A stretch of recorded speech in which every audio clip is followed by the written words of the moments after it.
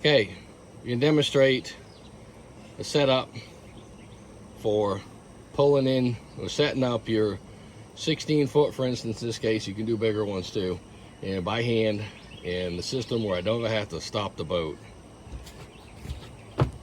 And you really can't even tell I got a shrimp all boards and all. Cooler set up this way. That's you pick it out. So you got your get it out of the way first. You would normally take this, undo everything, and slide this through there.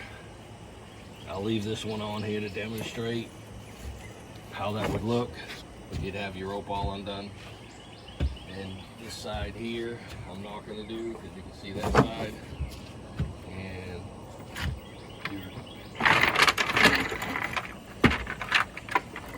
one trawl board,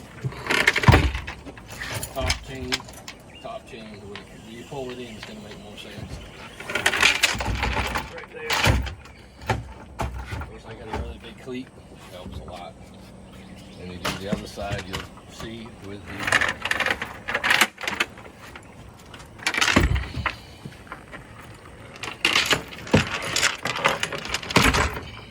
you can't go fast in the water. You can go slow, casual, a little faster on idle speed.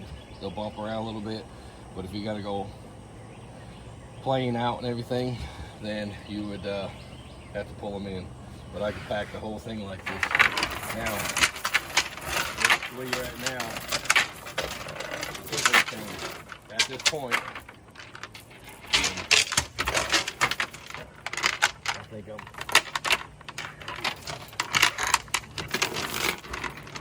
gonna make sure we take it up. Shouldn't be, because make sure it takes it up. And that's the point about setting it up like this. You take your tickler chain, has to go in first. Something looking right in that thing.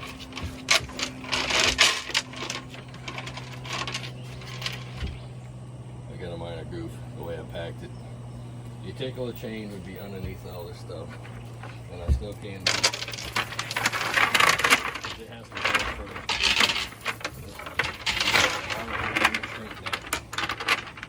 Right now, the main assembly. Lift it up. My tickler chain out there. I'm going to put it back in the box.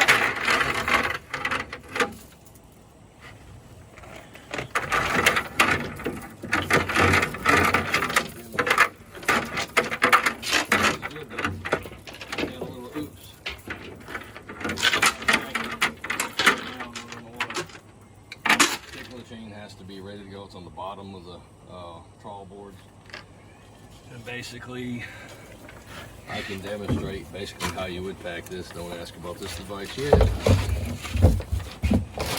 Any of that device. This is actually part of how you would pack this thing. When you're getting ready to go home,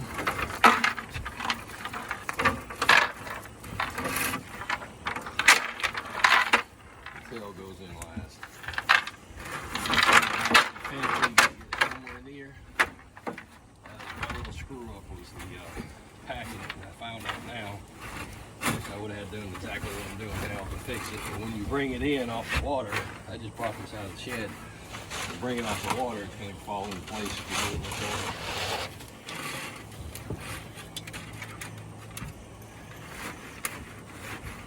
And then if you're going backwards, your trawl boards will go on this and pack up. But I'm now going to go back to where I was trying to get to. You tickle a chain. Now, we're packing absolute last, or somewhere near last. It could go in here now, and then the trawl boards, but either one, as long as when you're done, when you're ready to let this thing go and you get the trawl boards set up, then you can, your idling speed, you're in gear, you throw this chain over, it will not hit the motor. It sags too far down to hit the motor, and when you're driving out, it goes out evenly away from the motor. I've already done it. Now, the tickler chain in the water. Again, ignore this stuff for now. particular chain in the water. Yes, I have had these things all tangled up before. Doing it this way is preventing it, but it's been a couple years since I could get back out there. So now, I believe, untangle this. If I had it out of the water, it would be packed right. It just falls into place, but took it out of the shed from one container to another. All right. Yes, that should be right there. That's at the top. So you got to make sure this thing is not tangled either, and I can undo it if I have to. I think it's right. Yeah, it's right. This is what's called the lazy line, attached to the trawl board. When you pull the trawl board out, and the net is right behind the boat, idling speed. It's opened up behind the boat, you know, not all the way obviously, because trawl board's up here. You can see if it's tangled up. And then this is the lazy line attached a few feet from the end of the bag. And at this point, you have to then do a slight, if you had it on this side, you do the opposite side, but right now it's port side, so you do a port swing, a little bit turn, do big circles, and then you pull it in, it gets the net off the tail, bag, whatever, sock, come over, you pull it up over here. In this case, I'll pull it, dump it in this thing, and then basically when you pull this net in though, it's like everything goes out backwards. It's just hard to explain. But yeah, you dump your stuff here, you tie your sock back up, and then you're still in circles. You put it out there and it starts to drift away from the boat, not straight back, away from the boat. Once it's out far enough, then you simply just straighten your boat out, and where it's right behind the boat, you got more maneuverability. It's not in the bottom. You can straighten your boat out the direction you want, go back, idle back to where you want it to, you know, pick up speed a little bit, and then get to where you want to go according to the chart plotter. You know, hopefully you're using one. And then it's so easy to let these go with all the tension and everything on the net. You basically, show over here, you basically, one person could actually do it, two people's better. You pull back and lift up slightly, pull back, lift up. You drop them in, hook the rope behind these big cleats, and you keep letting it go and give it some, then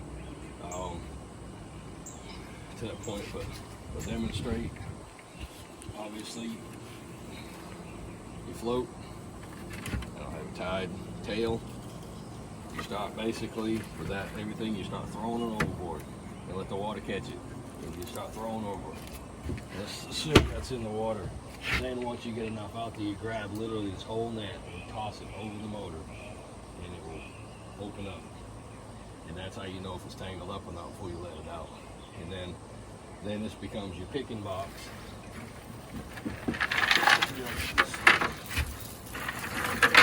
In there. Walk over here, get some of that so they can kind of see, and I got little holes in the back, the water to go out. And then I can sit on the cooler and do this without back over. Basically, and the other thing I have too, it's a 3-to-1 ratio, is what I was told by a big time shrimper. I've got it marked. I use thread this time, the fingernail polish, instead of tape, because the tape wanted to come off. Yeah, you can't bend this right here, but it won't matter. You're never going to tie this around the cleat. It's going to be before the cleat. And if you had it right here to this cleat or the end of the boat, you pretty much got that foot of line out. Now, theoretically, I guess, I don't know if you go from the back of the boat or the water, but you got some leeway with the mark. But it tells you both of them, both same color marks, it's equal to net straight. But you got a little bit of leeway. But you can let them both go to the edge of the water where you see them just touching the water, as long as they're the same. It gives you float, and if you can see it underwater, you can go a little further with it. But I've got like up to 5 feet, so if I want to do shallow water, I can weave in between crab pots if I had to. I hope not. But then you got, I think it's 8 feet, and then 16 feet. And then I let it all out. It's 80 feet of, well, not 80 feet, 26 feet of water, 80 feet of line. And now I'm gonna put this all back in there. Maybe I'll get one actually out of the water. This here, get a good video. It's a homemade. They're not required in these things, but I'm telling you, I'm fixing to prove it with a GoPro. I had it by what they recommend on the big net. I had it 3 feet from the end of the sock, and I was scooping up a bunch of jellyfish. It was not a very good place, but it was a good test. I had the GoPro on it, and these jellyfish were popping out. And jellyfish can't swim like that, so it was, after I had about this much jellyfish, they were popping out. So I moved this thing right to the very beginning of the sock, and it should do the job. That way there I got a lot less croakers and stuff and more shrimp. And if you get a big flounder in there and you want to catch some bycatch, well, then he's not going to fit through there. But it does work. All the holes, everything, and bending this back a little bit. This is 4-inch PVC, all cut as one. And I've got a new mount coming for the GoPro here. That's why it's not on here. The mount's, it's not a real mount. That's just junk. And drilled a bunch of holes, basically sewed it in with another thread. Just weaved it through, tied it, and it does work. They're going to be required on most of these things someday in the future, but I don't know if they'll ever do on hand holding. But I'm doing this commercially, so this is going to save me time. I don't ever have to stop the boat. I keep moving, and then the faster I can dump this, the quicker I can get that net back in the water and keep on going. Now, see, now that I'm actually glad I did this, because like I said, the lazy line, we'll kind of keep it in here, and then once you got it pulled in and you're going home for the day, it's going to be exactly photo. And then, so anyways, I just got to remember which trawl do I pull in first. I guess 1, 2, port starboard. I'll do port first. So this is, you see this right here?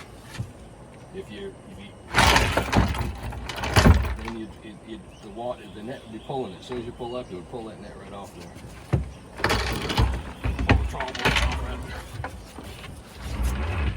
there. And probably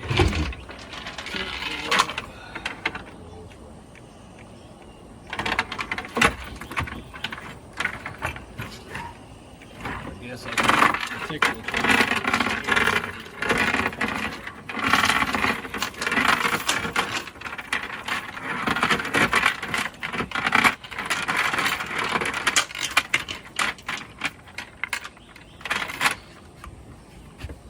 there, this one here. Same concept. You got pressure on the net, pull that up, and now it's going to pull that thing off. It works really well. It's not always perfect, but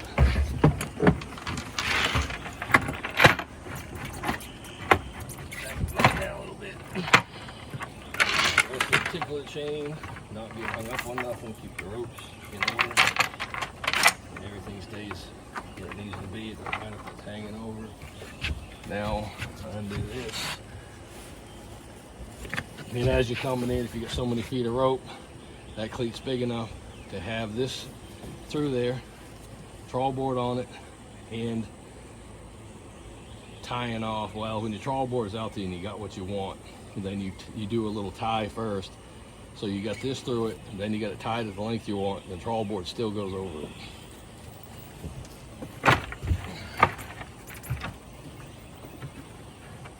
This gets wet, it's going to sink, it's going to pack deeper.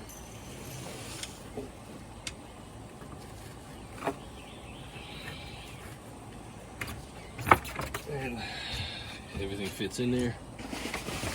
Don't worry about this right now. Motor cover.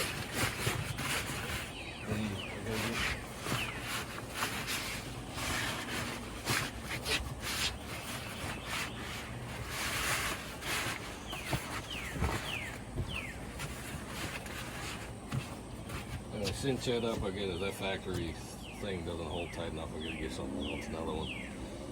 So that's it.